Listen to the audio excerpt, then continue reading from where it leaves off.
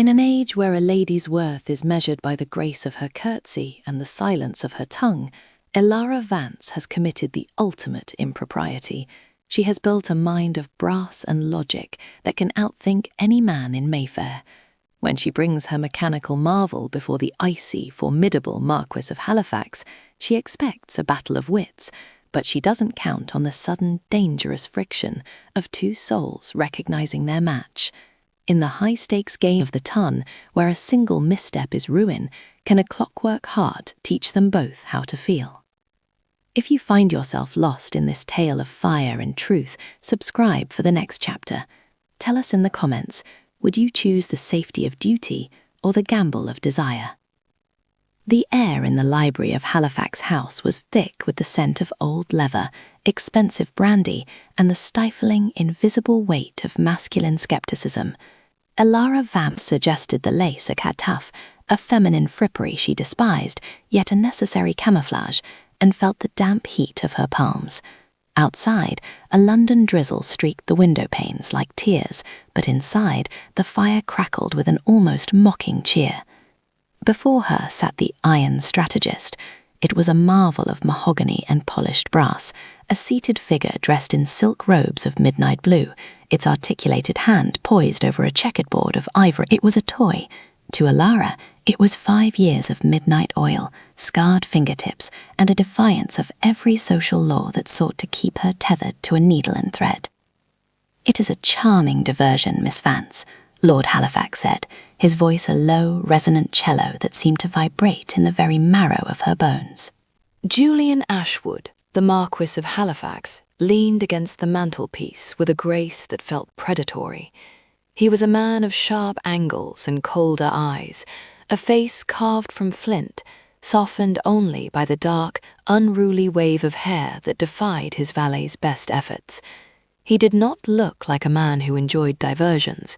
He looked like a man who dismantled them. "It is not a diversion, my lord," Elara replied, her voice stayed despite the frantic thrumming in her throat. "It is an analytical engine. It does not merely move pieces. It calculates probabilities. It anticipates. It anticipates." One of Halifax's dark brows arched. "You suggest that a collection of springs and escapements can mimic the intuition of a seasoned player. I have spent my life over these boards, Miss Vance. Chess is a game of souls, not just geometry." "Then perhaps you should test its soul," she countered, the spark of his arrogance igniting her own pride. "Unless, of course, the Marquess of Halifax is afraid of being checkmated by a lady's toy." The silence that followed was brittle. She saw the flash of something in his gaze, not anger, but a sudden piercing interest that felt like a physical touch. He straightened, the movement fluid and dangerous, and crossed the room to the chair opposite the automaton. "Very well," he murmured, his eyes locked on hers rather than the machine. "Let us see what your mind has birthed." The match began with a deceptive simplicity.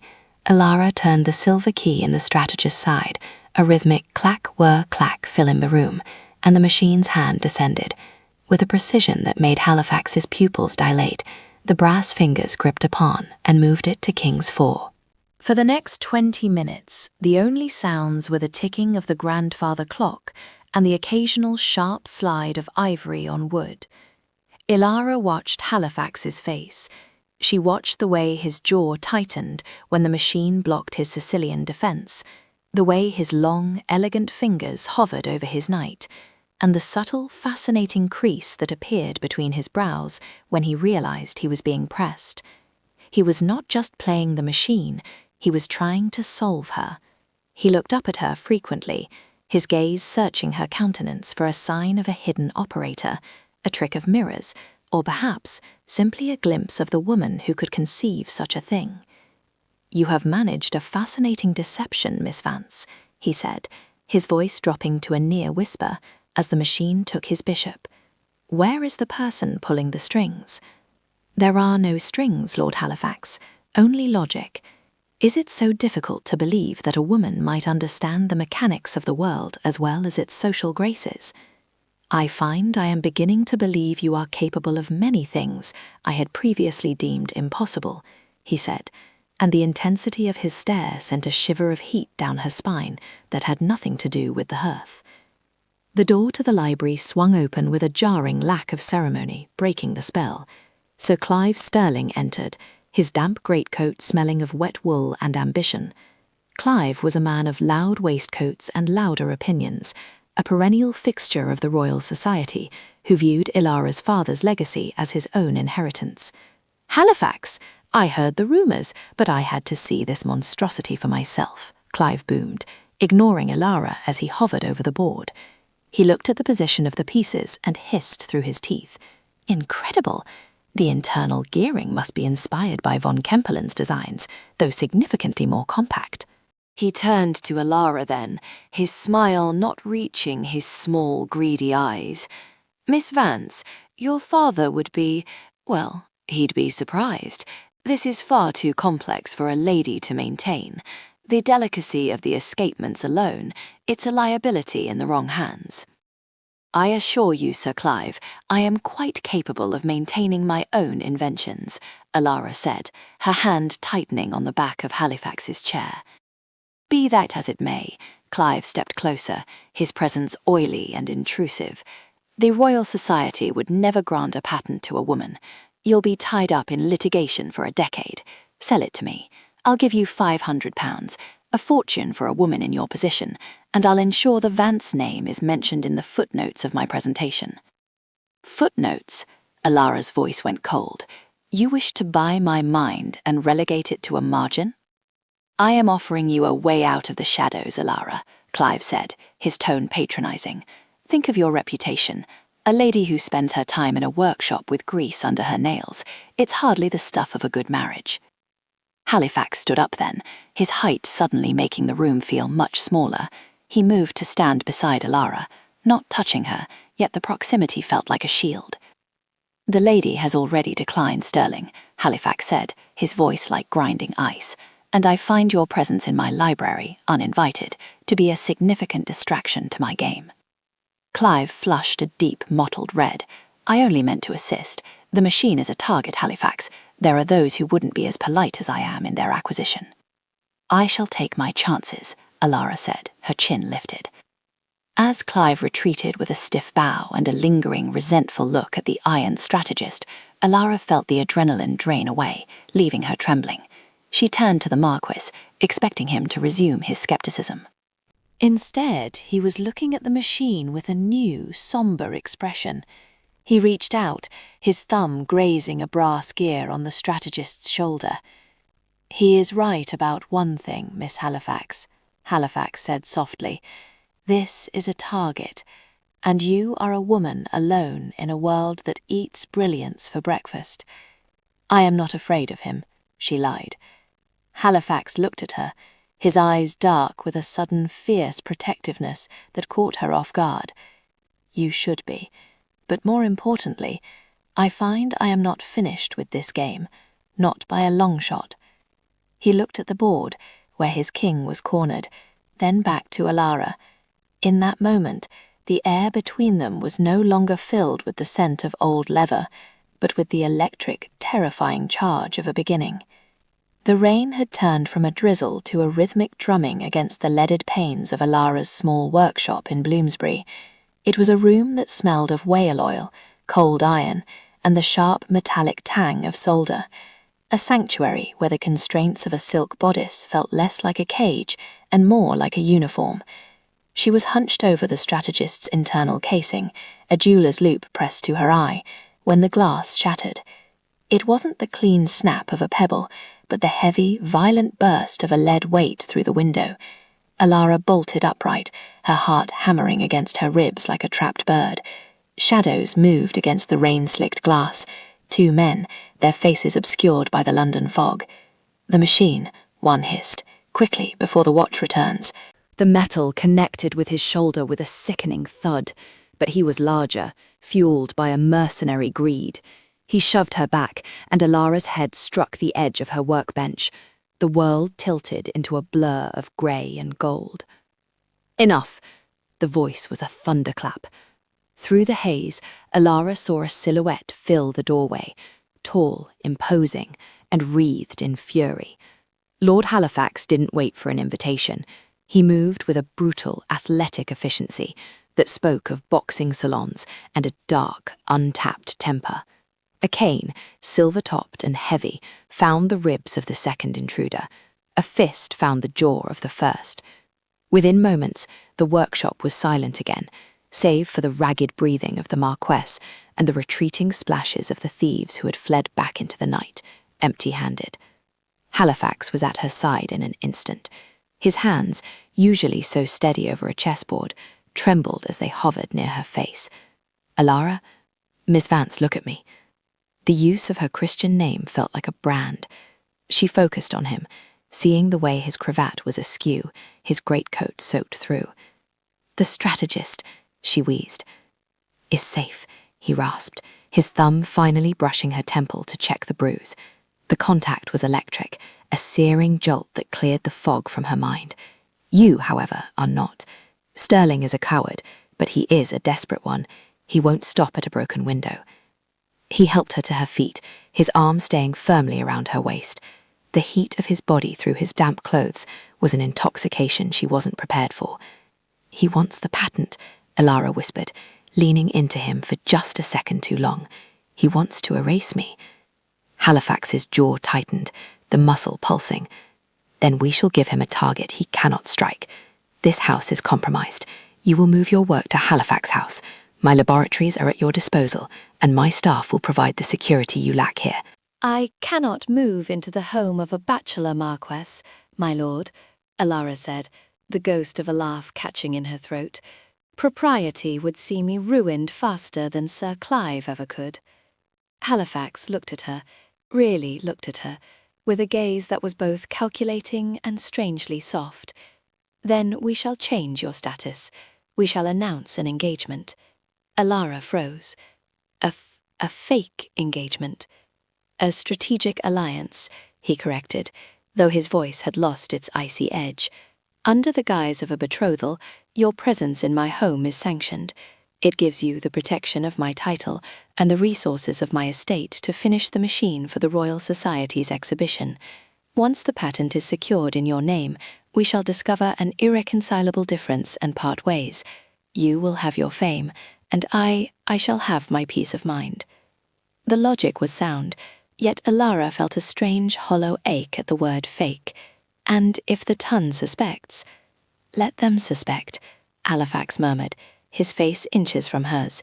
"We shall give them a performance they won't forget." The following fortnight was a blur of brass and scandal. Halifax House was no longer a tomb of silence. The east wing buzzed with the sound of filing and the rhythmic hiss of a bellows. Julian, he had insisted she use his name in private to practice, proved to be more than a mere patron. He was a mathematician of startling caliber. They spent hours hunched over the strategist's cerebellum, their heads nearly touching. "The friction in the third pier is causing a lag," Julian noted one evening. The candlelight flickered, casting long dancing shadows of their entwined silhouettes against the wall.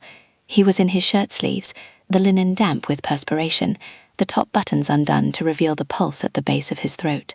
"It's the weight of the ivory arm," Elara replied, her fingers delicately adjusting a hairspring. "It needs a counterweight, something light but dense." "Like the lead in the base?" "No, that's too clumsy." She bit her lip, lost in the problem. "It needs to be intuitive." Julian reached out, his hand covering hers as she held the spring. He didn't pull away. Instead, he guided her hand to a different lever. "If we shift the fulcrum here, the tension is diverted. It doesn't need a weight, it needs balance." The air in the room suddenly felt heavy, charged with a different kind of tension. Elara looked up, a breath hitching. His eyes weren't on the machine, they were on her mouth. The scent of him, sandalwood and hot metal, filled her senses. "You have a brilliant mind, Elara," he whispered, his voice rough. "It is a dangerous thing to be so captivated by a woman's thoughts." "Is it the thoughts you're afraid of, Julian?" she asked, her voice a mere breath. "Or the fact that they match your own?" His grip on her hand tightened, his thumb tracing the pulse at her wrist. For a moment, the clockwork world fell away. There was no machine, no Sir Clive, no fake engagement. There was only the heat of his skin and the agonizingly slow realization that the most complex mechanism in the room was the one beating behind her corset. He leaned in, the shadow of his stubble grazing her cheek, and for a heartbeat, Elara thought he might break the very rules he had authored. But then the clock struck midnight, the chimes echoing through the vast house like a warning. Julian pulled back, his countenance snapping back into a mask of aristocratic reserve, though his eyes remained dark. "We have work to do," he said, though he didn't let go of her hand immediately. "The Royal Society expects a miracle in 3 days' time. Let us ensure we give them one." Elara nodded, her chest aching with a longing she couldn't name. They were building a masterpiece of logic, but as she watched Julian turn back to the gears, she realized they were playing a game where neither of them knew the true stakes. The Great Hall of the Royal Society was a temple of cold marble and high-domed ambition, its acoustics designed to carry the voices of men and swallow the sighs of women. As Elara stood beside Julian, the iron strategist positioned on a dais, she felt the weight of 100 monocles turned in her direction. Her gown, a shimmering silk the color of a winter sea, was a masterpiece of deception. It made her look like a debutante, while beneath the stays, her heart beat with the rhythmic, relentless fury of a steam engine. "Steady, Elara," Julian murmured, his hand coming to rest at the small of her back. The heat of his palm through the silk was the only thing anchoring her to the floor. "They are not here to judge you. They are here to be dazzled. Let the machine do what it was born to do." "And if they see only a trick," she whispered, her gaze fixed on Sir Clive, who stood near the front row, his arms crossed and a smirk of pure hemlock on his face. "Then we shall show them the gears," Julian replied, his voice a low, private velvet. The demonstration was nothing short of a triumph. As the silver key turned and the strategist began its silent, predatory movements against a renowned Grand Master, the hall fell into a silence so profound one could hear the flutter of the gas lamps. When the machine finally tapped a mahogany finger against the board, signaling a checkmate in 3 moves, the room erupted. It was a cacophony of startled cheers and the frantic scratching of pens on notebooks. Julian looked at her then, his eyes burning with a pride so naked it made her breath hitch. In that moment, the fake betrothal felt like the only truth in the room. He took her hand, lifting it to his lips in a gesture that was ostensibly for the crowd, but his gaze remained locked on hers, intense and searching. "A miracle indeed," a voice boomed, cutting through the applause like a blade. Sir Clive stepped forward, his face flushed a sickly, triumphant red. He held a sheaf of papers aloft, his eyes darting to the assembled gentlemen. "A miracle of theft, perhaps," Clive shouted. "I recognize these escapements. I recognize the very logic of the lateral drive. This is not the work of a young lady who spends her days at the pianoforte. These are the stolen designs of the late Arthur Vance, designs he and I collaborated on for years. Lord Halifax has used his title to shield a fraud, hoping to pass off my intellectual property as his fiancée's dowry." A collective gasp rippled through the hall. The word fraud hung in the air like a poisonous fog. "That is a lie," Elara said, her voice small but piercing. "Is it?" Clive sneered, stepping closer to the dais. "Show us the schematics, then. Show us the notes that weren't penned by your father. You are a thief, Miss Vance, and Halifax is your accomplice." The ride back to Halifax House was a storm of a different kind. Inside the confines of the brougham, the silence was a living, breathing thing. Elara stared at the passing street lamps, her hands trembling so violently she had to hide them in the folds of her skirts. "You should have let me speak," Julian said, his voice tight with a suppressed rage that made the very air in the carriage vibrate. "Speak? And say what, Julian?" Elara turned on him, her eyes bright with unshed tears and old, jagged pain. "That you are my protector, that I am a fragile thing that needs your title to stand upright. He called me a thief. He tried to erase every hour I spent bleeding over those brass plates." "I was trying to save your reputation," Julian roared, the sound startling in the small space. He leaned forward, his face inches from hers, his expression a mask of tortured frustration. "Do you not understand? In their eyes, you are already ruined the moment you stepped into my laboratory. I am trying to keep the world from tearing you apart. I don't want you to save me, she cried, her voice breaking. I want you to stand with me, not in front of me, Julian. I am not a piece on your chessboard. You think this is a game to me? He grabbed her shoulders, his grip firm but not bruising, his breathing ragged. You think I spent the last fortnight worrying over gear ratios and patent laws because of a game? I have spent every night pacing my floor, terrified that I will lose the only person in this wretched city who actually sees the world the way I do. Then why do you treat me like a secret? She challenged, her chest heaving against the constraints of her corset. Why is our engagement a shield instead of a truth? Because I am a fool, Julian spat the words out. Because I thought I could keep my heart behind a clockwork wall. Because I am terrified of how much I want you, Elara. Not for your mind, though God knows it's the most beautiful thing I've ever encountered, but for you. The air between them snapped. The argument died in a sudden searing heat, as Julian's gaze dropped to her lips. The anger was still there, but it had transformed into a desperate, starving hunger. He didn't ask. He didn't wait. He pulled her forward, and his mouth crashed against hers with a ferocity that tasted of rain, brandy, and a lifetime of loneliness. It wasn't a gentleman's kiss. It was a collision. Elara's hands flew to his neck, her fingers tangling in the hair at his nape, as she pulled him closer, meeting his desperation with her own. The world outside, the scandal, the accusations, the cold marble of the society ceased to exist.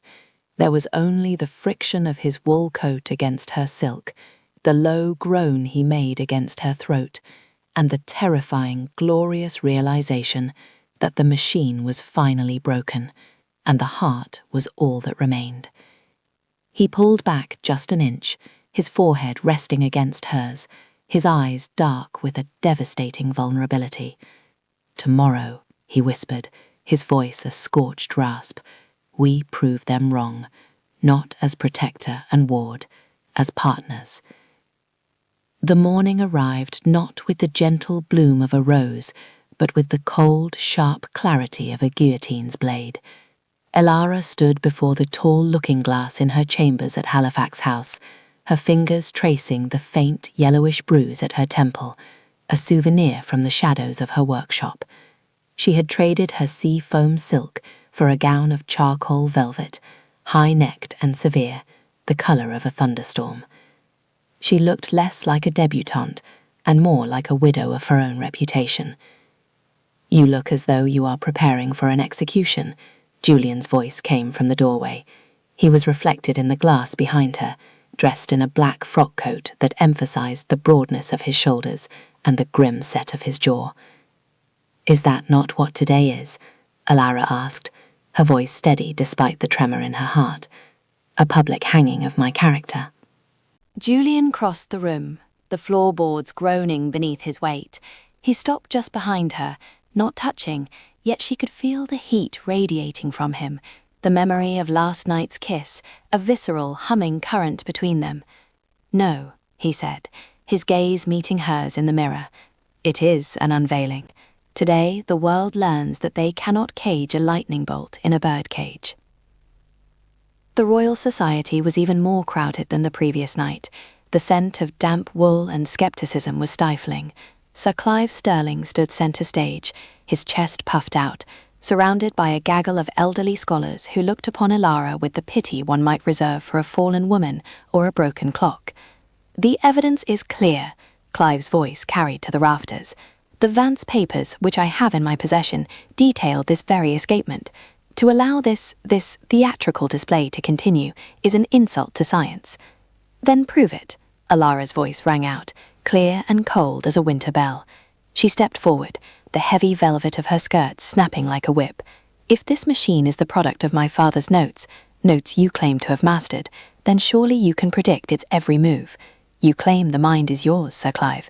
Come, sit, play against your own creation." A murmur of shock rippled through the room. Clive faltered, his face paling. I have no need to prove what is already documented." "Are you afraid of a girl's toy, Sir Clive?" Julian stepped into the light, his presence like a dark shadow falling over the room. Or are you afraid that the mind you claim to own has evolved beyond your meagre understanding? Trapped by the eyes of his peers, Clive had no choice. He sat, his movements jerky, his forehead glistening with a fine sheen of sweat. Elara approached the strategist. She didn't look at the crowd. She looked at the brass figure, then at Julian. He gave her a singular, sharp nod. With a flourish, she turned the silver key. But she didn't just wind it. She adjusted a small, hidden lever at the base of the neck, the balance she and Julian had perfected in the quiet hours of the night. The match was a slaughter. Clive played with a frantic, aggressive style, relying on the predictable patterns he had found in her father's early flawed sketches. But the strategist moved with a fluid, terrifying intuition. It didn't just respond, it baited. It sacrificed its own pieces with a chilling lack of sentiment, drawing Clive into a trap of his own making. The silence in the hall became absolute. The only sound was the click-clack of the brass hand and the increasingly ragged breathing of Sir Clive. When the machine finally slid its queen across the board, pinning Clive's king against the edge of the ebony world, the room held its breath. "Checkmate," Elara whispered. Clive stared at the board, his jaw working. It's a trick. It's not following the logic. You've hidden someone inside." He lunged forward, grabbing the mahogany torso of the machine, trying to wrench it open. Julian was there in a heartbeat, his hand catching Clive's wrist in a grip that made the man gasp. "Look at the gears, Sterling," Julian growled, his voice vibrating with a terrifying restrained power. He pointed to the exposed clockwork. "Those are not Arthur Vance's escapements. Those are the Vance-Ashwood modifications, a system of variable tension that mimics human hesitation and foresight. You didn't recognize them because you couldn't have. This mind was born in a Bloomsbury workshop and perfected in my laboratory.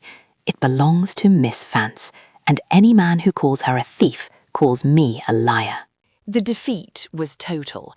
Clive was led away, his reputation in tatters, leaving the hall in a state of stunned reverence. Later, in the quiet sanctuary of the Halifax Library, the fire had burned down to a soft, glowing ember. The iron strategist sat in the corner, its work done, its brass skin reflecting the orange light. Elara stood by the window, watching the London fog roll in.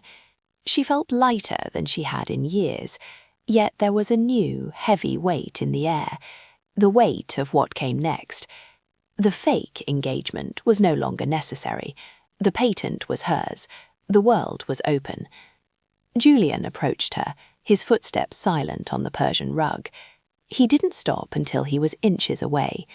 He reached into his waistcoat pocket and pulled out not a ring of diamonds, but a small, perfectly formed brass gear, one of the prototypes from their late-night sessions. "The merger is complete," he said, his voice low and roughened by emotion. "You have your name. You have your freedom." "Is that what you want, Julian?" Elara turned to him, her eyes searching his. "For me to take my freedom and go?" Julian looked down at the gear in his palm, his thumb tracing its teeth. "I told you once that I wanted peace of mind. I was wrong. I want this. I want the friction.